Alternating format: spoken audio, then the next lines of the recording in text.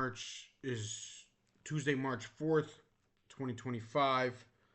Um, um, Today I have to give a shout out to my friend who does a podcast and interviews one of the very famous singers around the world. Um, Singers specifically in the Jewish community. This channel is called Let Us Talk. Just Let Us Talk. Subscribe to his channel. I recommend you subscribing to his channel. Um, Today's rant is brought to you by the same thing that's going on with the world is going how to plays right now with all this thing.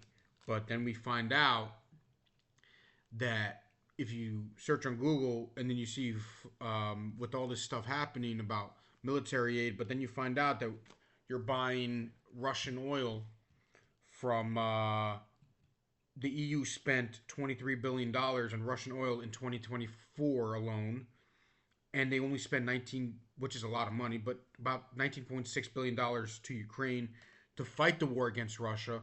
So you say you're essentially funding both sides. Now, all the story, whether the Rothschilds is true or not, the point is, it's like you're gonna make money on both sides, killing each other.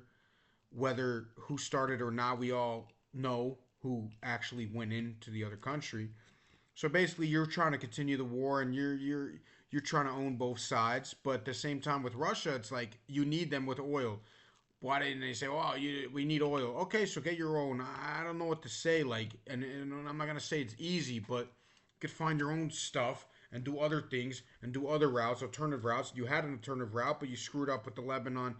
But that Israel thing. But that's for another day. China, but it's crazy because China didn't care because China bought $82 billion of it. India bought 51 billion. Turkey bought 36 billion, and there was a 3% drop from 2023. 3%. Ask a business, that's a lot of money, but woohoo, no one's crying. Um, they made to close to $1 trillion Russia since the invasion of in February 2022 of Ukraine. So they really haven't been. It's down 8% since then. It's not like they've been crippled. Everybody says that the Russian economy has been like destroyed. It hasn't. No, it's probably not as good as it once was, but it's not a no, it's not a crazy deal. And people say more sanctions.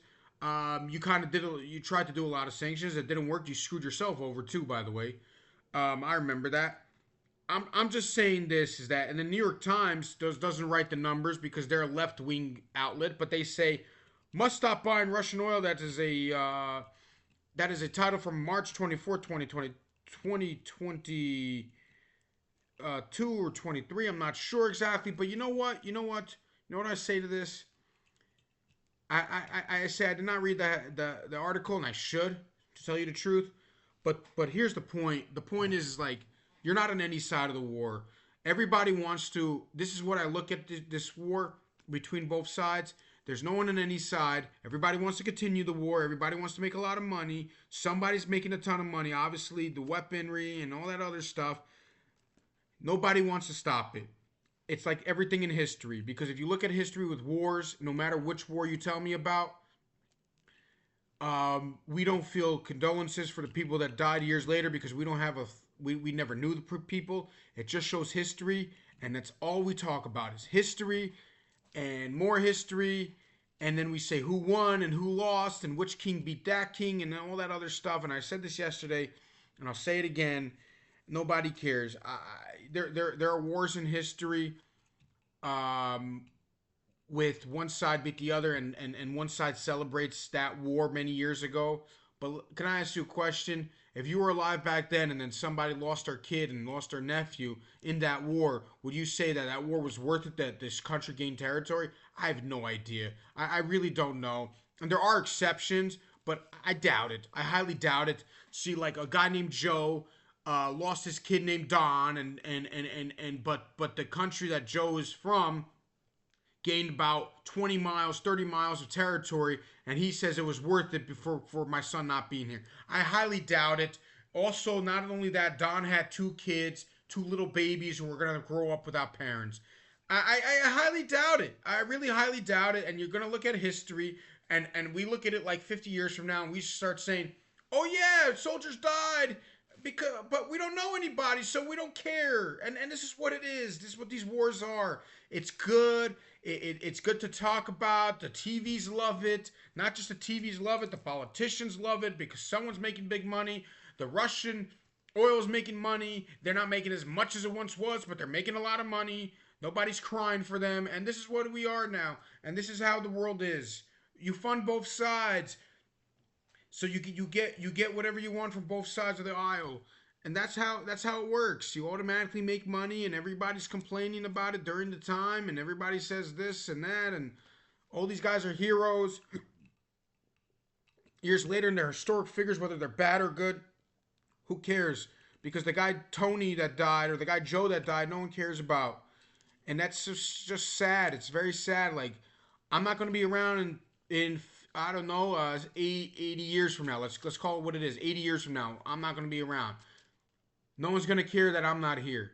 No one's going to care. But they are going to talk about the historic figure of of today's world of Elon Musk, Donald Trump, Jeff Bezos, all these people, Vladimir Zelensky,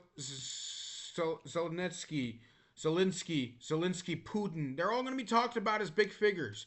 But here's the thing: I don't know what to say about like leaders that are not really that big because when you're a leader during a war, you're automatically like you have that figure forever. You have that thing like you're the guy forever. Like Bibi Netanyahu in Israel is going to be famous forever. But then you look at a guy like Keith Starmer. Like I don't understand it. Like 5, 10 years from now, no one's gonna know you. Maybe Macron because he's been the president for 100 years. But who are these other people that like getting involved, like Poland saying stupid things? Like no one knows you.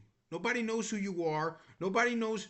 I, I tell you this: if you're not, if you're the president for 4 or 5 years, no one's gonna know you. You know, in 50 years from now, like you're just gonna be like only people who like know the history and just like read it. They're not gonna like go through it and be like that was a historic figure. That's not. It's not an historic figure. It's an historic figure for the 5 years, 10 years, and then no one's gonna know the guy. I'm telling you, I live in 2025. The president of the United States from 19, I believe 89.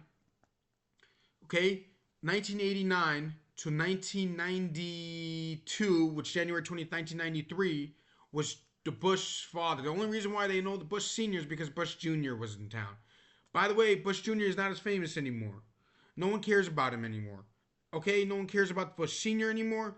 Bill Clinton is not even known for being president as much as he once was. He's not known for being the president anymore. He's known for doing other stuff that people don't like, controversial things. So this is what we are now. People want to fund both sides, and who dies? The regular person that was going to live another 30, 40 years, most likely. It's up to God when they die, and he was going to enjoy his life or whatever he was going to do.